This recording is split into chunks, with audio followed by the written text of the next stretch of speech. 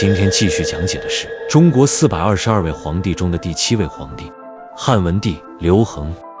刘恒作为汉高祖刘邦的第4子，西汉的第5位君主。有人称他以仁治国，是一位圣明亲民的勤俭皇帝，奉为人君典范；也有人称他以谋御政，是一位隐忍腹黑的权术高手，喜欢扮猪吃虎。他从偏安一隅的宗室藩王，到坐拥天下的九五之尊；从初登皇位的如履薄冰，到文景之治的奠基之人，刘恒用他的一生为鉴，仁德为鞘，权谋为刃，劈开了西汉盛世的序幕。公元前205年，楚汉相争时期，汉王刘邦亲率大军攻打叛汉的魏国。面对刘邦的进攻，魏王魏豹难以招架，无奈之下选择投降。刘邦入城后，不仅大肆搜刮魏国的金银财宝，还将魏王宫室的美女一网打尽。刘恒的母亲薄姬也在这场变故中被押送至刘邦的汉宫，成为一名织布宫女。没过多久，一同被俘的薄姬好姐妹很快便被刘邦宠幸，薄姬却依旧被冷落在这深宫里。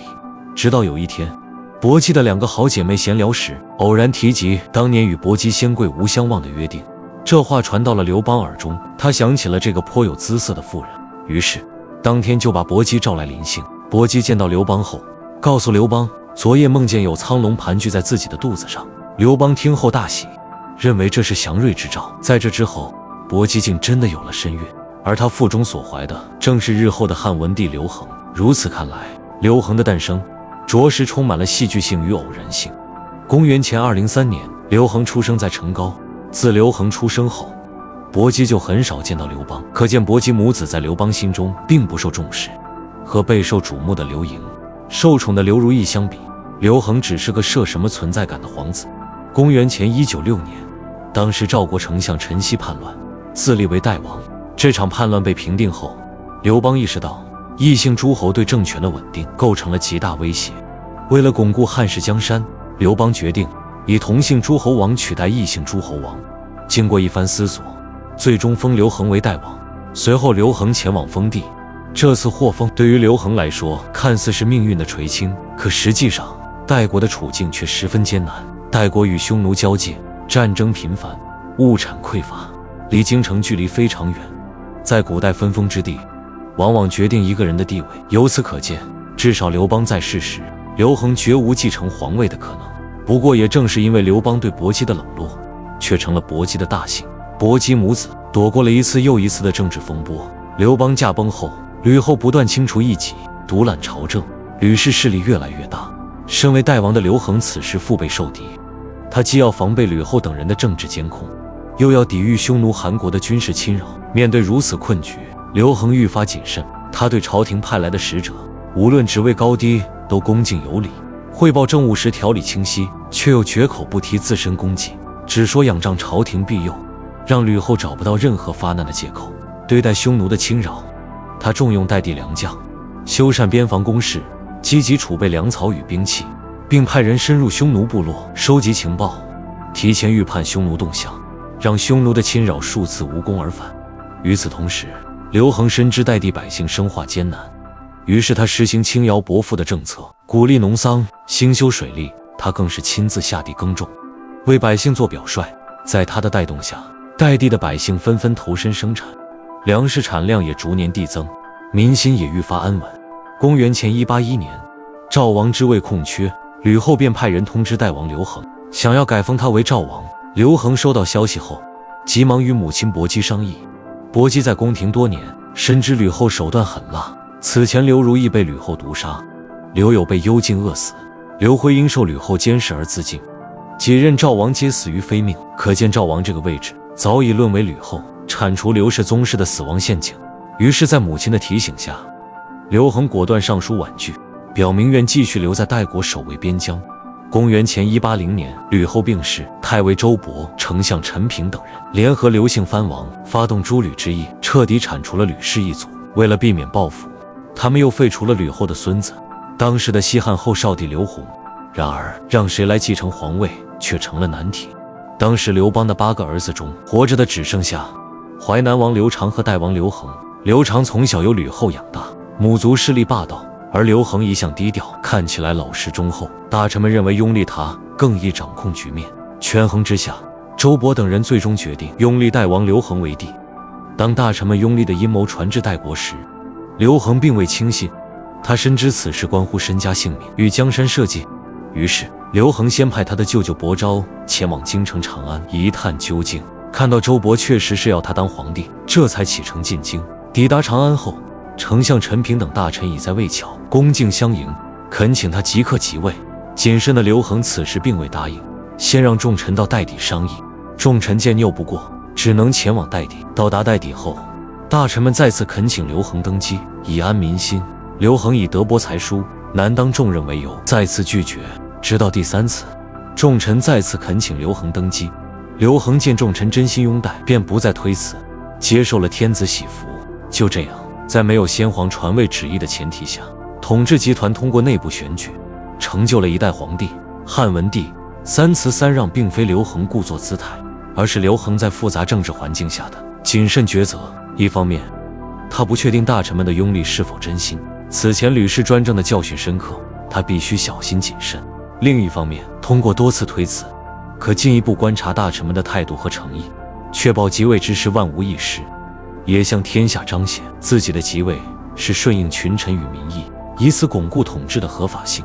刘恒登基后，其老练的政治手腕和治国之术开始显现。在登基当夜，刘恒先任命自己的心腹负责守卫皇宫和京城，确保自身安全，并以诏书的形式确立了功臣们政变的合法性。同时，在不为人知的角落，对皇位有潜在威胁的刘盈儿子们斩杀殆尽。这所有的一切都发生在刘恒进入长安的第一个晚上，而与之类似的隐秘之事不止于此。在刘恒即位前后，齐王后代后及其所生的4子也相继病死。有人说，代王后可能是吕氏家族的女子，因为当时吕后为了掌权，推行了吕刘联姻，所以在诸吕之役被平定后，大臣们拥立刘恒为帝。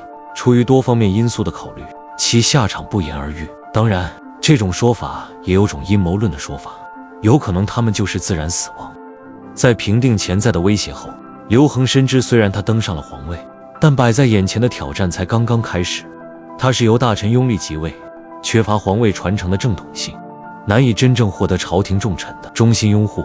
为稳固统治，他对拥立自己的大臣逐一封赏，以表嘉奖，同时恢复被吕后贬斥的刘姓诸侯王的称号与封地，安抚刘氏宗亲。对那些早年随刘邦打天下的功臣也相继赏赐。这一系列举措迅速稳固了各方势力，极大地巩固了他的地位。然而，朝堂之上总有恃宠而骄之人。右丞相周勃自恃拥立有功，每次退朝都傲慢无礼。起初，刘恒对他礼遇有加，每次都微笑目送他离开。但日子一长，刘恒的态度渐趋严肃，而周勃对此却毫无察觉。直到周勃的手下提醒：“飞鸟尽，良弓藏，如不改变，下场就如韩信一样。”周勃这才如梦初醒，害怕被刘恒记恨，赶忙请辞告老还乡。刘恒爽快应允。等到左丞相陈平去世，刘恒又再度任命周勃为丞相。可好景不长，当时众多诸侯滞留长安，粮食供应紧张。刘恒下诏令诸侯返回封地，却无人听从。刘恒大怒，免去周勃丞相之职，让他带头回封地。于是周勃再次被免去丞相职务，降为将侯。经此一事，周勃于朝堂中再无实权，他也对刘恒彻底心服口服，感叹到曾经以为刘恒是最好拿捏的软柿子，设想到却是隐藏的大 boss。公元前179年，汉文帝在大臣们的强烈请愿下，册立皇长子刘启为太子。此举既明确皇统，又彰显新帝对朝议的重视。随即，汉文帝正式册封窦漪房为后，并开始大力提拔窦氏族人。两汉期间最为强大的外戚集团窦氏集团由此兴起，打破了沛县功臣集团长期独大的局面。当刘恒妥善处理完朝堂上的诸多事宜后，深知大汉要想繁荣稳定，必须从多个领域进行深度变革。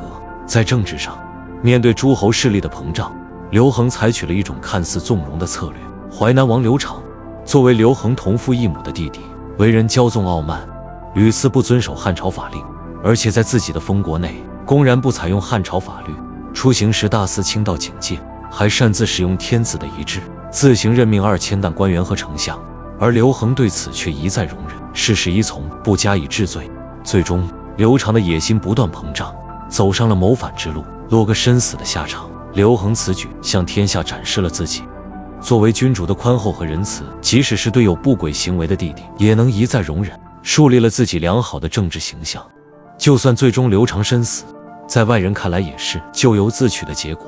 随后，为了平衡功臣集团和诸侯势力对朝政的影响，汉文帝需要新的人才进行牵制。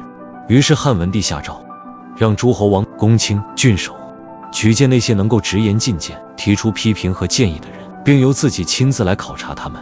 这一举措开启了贤良方正察举的先河，标志着汉代察举制的产生。当时晁错就在这次考察中升官中大夫。